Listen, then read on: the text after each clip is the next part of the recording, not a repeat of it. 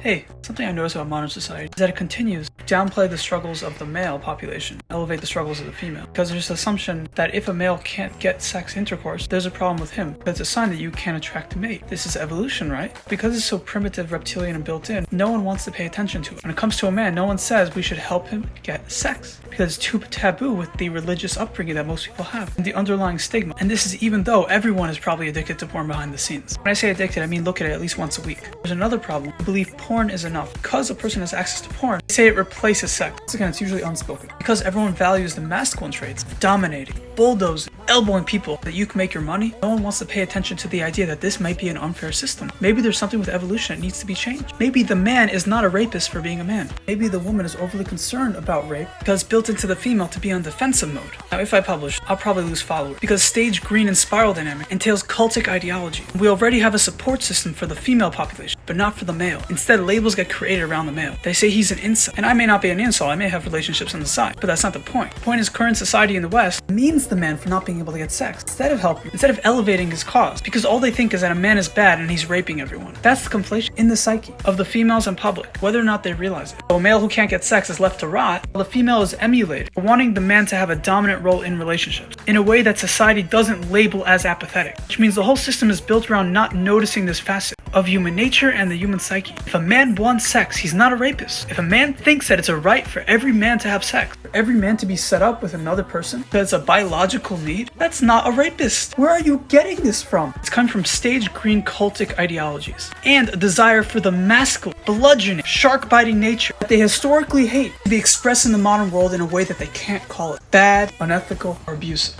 What this does, it encourages the capitalistic system for people to embody this type of masculine energy, toxicity. And they say, I'm the toxic one, for seeing it in such autistic terms. And this realization happens to anyone who sees it objectively. For whoever cares about the people in society who are rotting year after year, who go undiagnosed because their diagnosis is to want to seek the truth. Our society wants to create categories. Oh, we'll diagnose him with incelitis. A joke. Also partially true. Because they want to create a system around what's currently happening. Because it makes him feel safer. It makes him feel contained. It's what they're comfortable with. It's how things are operating currently. Some are going to call this advanced and genius. Others are going to say this is false. But if they say it's false, it comes from having zero interest in changing the system, fundamentally keeping us competing with one another, arguing with one another. They don't have to admit that they have no interest in hearing the other side, that men are suffering, but not everything is your fault, that sex is a need, not a competitive market. The future is going to entail androids and robots, artificial intelligence, because the human nature in women just won't cut it unless it finally changes. People treat intimacy like an actual need, not something you compete for like food.